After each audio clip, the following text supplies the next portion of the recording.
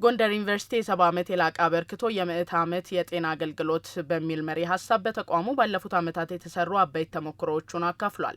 በተለይም በጤናው ዘርፍ በአጭር ጊዜ ውስጥ የተሰሩ የተለያዩ የልማት ስራዎችን ለሌሎች ከፍተኛ የትምህርት ተቋማት ምሳሌ እንደሚሆንም ተመላክቷል። ዩኒቨርሲቲው ባዘጋጀው መድረክ ላይ ተገኝተው ንግግር ያደረጉት የአማራ ክልል ፕሬዚደንት አቶ አረጋ ከበደ መንግስት ፕሮጀክቶችን ውጤታማ በማድረግ ህዝብን ለማሳደግና ሀገርን ለመለወጥ የሚተጋ መሆኑን አንስተው በጎንደር ዩኒቨርሲቲም ባለፉት ጥቂት ዓመታት 22 ፕሮጀክቶችን መደረጋቸውን ገልጸዋል። ዩኒቨርሲቲው በኢትዮጵያ ከፍተኛ የትምህርት ተቋማት ውስጥ ሁነኛ አሻራን ማኖር የቻለ ነው ያሉት የክልሉ ፕሬዚደንት በተለይም በጤናው ዘርፍ ያበረከተው አስተዋጽኦ ላቅ ያለ ነው ብለዋል። የመረቅናቸው 22 ተቋማት የአካዳሚያዊና የባህል የምርምር ችሎታን የቴክኖሎጂ መሰረተ ልማትንና የማህበረሰብ አገልግሎትን ለማሳለጥ በአጠቃላይ ዩኒቨርሲቲው ቆርጦ መነሳቱን እንመለከታለን።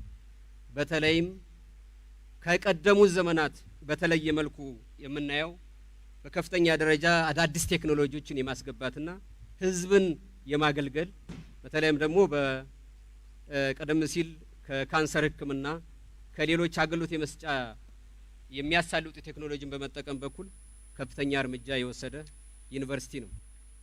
ይህን በመሆኑ አሁንም ወደፊት በትምህርት እና በምርምር ብቻ ሳይሆን በአጠቃላይ ለክልላችንና በተለይም ደግሞ ለዚህኛው ቀጠና ከፍ ያለ አገልግሎት እንዲሰጡ በድጋሚ ለማሳሰብ እወዳለሁ። የክልሉ አመራርና በየተዋረዱ ያሉ ባለድርሻ አካላት ጎንደር ዩኒቨርሲቲ እያበረከተ ያለውን የሚታይ ለውጥ መነሻ በማድረግ ድጋፍ ማድረጋቸውን እንደሚቀጥሉም ጭምር ነው የአማራ ክልል ፕሬዚደንት አቶ አረጋ ከበደ የገለጹት። ዩኒቨርሲቲያችንም የልቀት ማዕከል የልማትና የእድገት ሽግግር በማምጣት በኩል ከፍተኛ ልምድና አስተዋጽኦ ያለው ተቋም በመሆኑ በአጠቃላይ የክልሉ አመራር ከዩኒቨርሲቲው ጎን በመሆን የአካባቢው አመራሮችም የዞን አመራሮችም የከተማ አስተዳደሮችም በጋራ ለመደጋገፍ ጥረት እንደምናደርግና ከዩኒቨርሲቲው ያሉ ትሩፋቶችን በአጠቃላይ ወደ ህዝባችን የልማትና የኑሮ ሁኔታ በማሻሻል በኩል ከፍተኛ አስተዋጽኦ በሚያበረክቱበት መንገድ መምራት ያስፈልጋል ማለት ነው። ጠቅላይ ሚኒስትር ዶክተር አብይ አህመድ የግቢ ውበት ስራ ላይ የሰጡትን ምክረ ሀሳብ መነሻ በማድረግ ጎንደር ዩኒቨርሲቲን በ2 ዓመት ጊዜ ውስጥ የማሳመር ስራ መሰራቱን የገለጹት ደግሞ የዩኒቨርሲቲው ፕሬዚደንት ዶክተር አስራት አጸደወይን ናቸው። ወደ ስራ በመግባት